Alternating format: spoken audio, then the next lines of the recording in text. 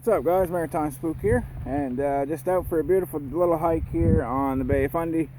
And I was talking to somebody I greatly respect from YouTube, the Hidden Woodsman, Malcom Coderre.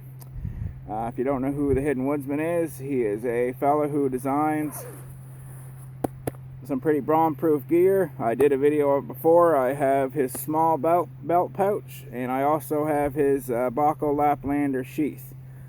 You can refer back to a video for the sheath video, but I usually, I'll probably even do a video of that because this stuff is just awesome.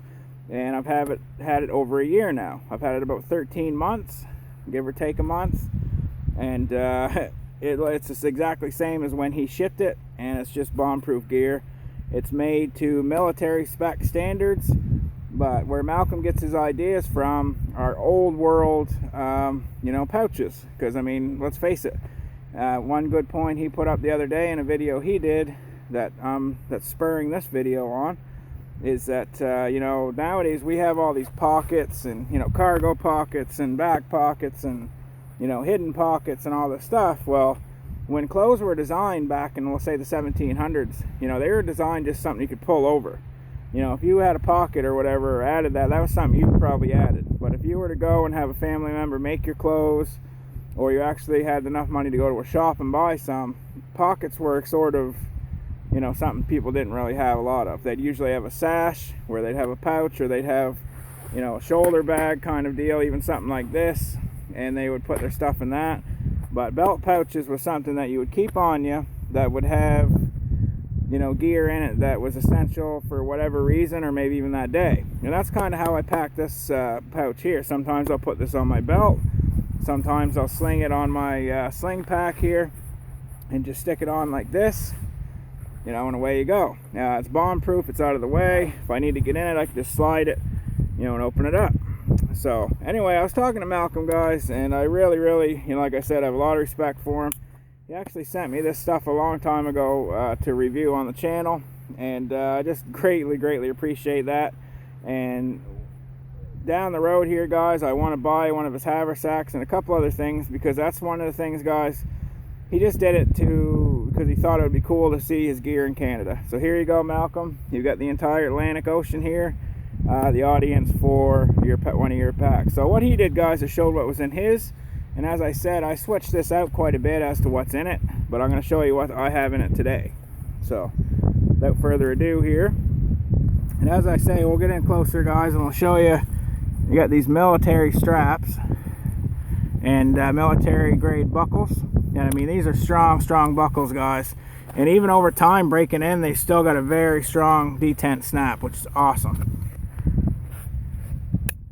And one little thing he added was just it had enough so you can pack this right tight, because it's got the strap you can pull down, or you can keep it loose and pack a lot of stuff.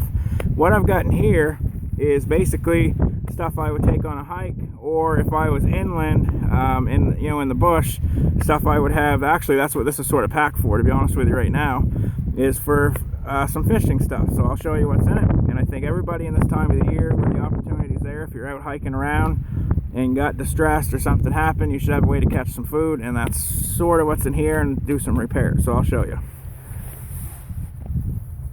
So I'm going to take the pouch off, guys, because I've got the stuff inside it. It's easier just to show you. But first thing, guys, I've got about 50 to 75 feet, I think, or a little bit more, of this nylon rope. This is really good for hanging tarps and just for anything.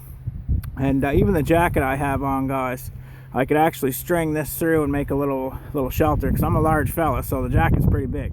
I've done it before. It was raining really hard. I used some of this rope to sling a rope through, and use this jacket as like a little tarp. So I keep rope with me all the time. So that's in the top. Now I'll get to this in a second, but this has a bunch of stuff in it, so I'll show you this. But this is basically a little box that I got from my buddy Chris Collier that basically is for your flies, like fly fishing and stuff like that. And I just put some other stuff in it, so I'll show you that here in a second. But that's inside the pouch. Right here, I'll show you first. This is signaling, basically, guys, and actually a part of a fire starting sort of kit. But you've got heliograph, know, signaling mirror, basically a heliograph that you can you know, signal with, and it has a bunch of stuff on the back that tells you how to use it and what are some of the signs to use. And this is in this little leather thing. And then got an SE card that has a bunch of other air signals. It's got some measurement points on it, and you can use it too. I've used this thing for a million other tasks, guys, but you can see on the back it has a bunch of stuff, so that slides right in there. And a magnifying glass, which is funny because he carries one in his as well. And this is just something that doesn't come out. This little leather thing never comes out of the pouch, but I mean the other stuff gets switched over. So that's in that little thing.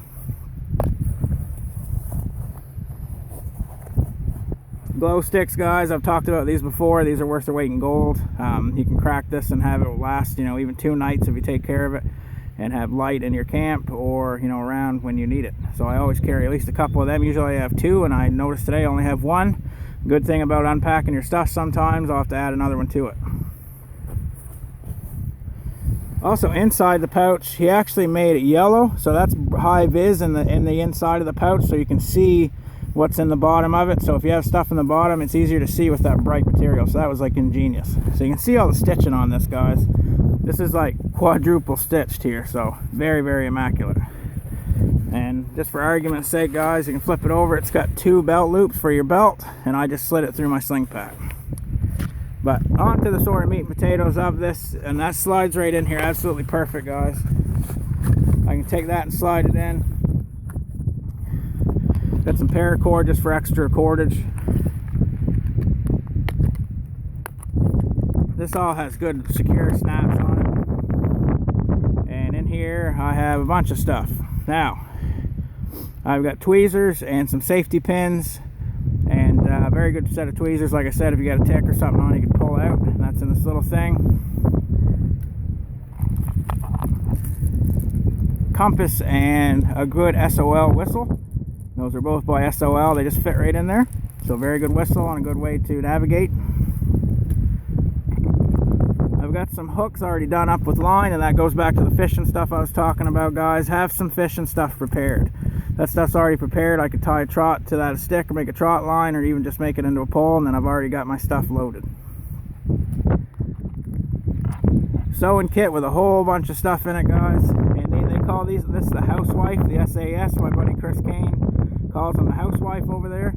And this has just got a whole bunch of sewing kit and just scissors and everything to sew or fix anything, and also, you know, for a lot of other tasks.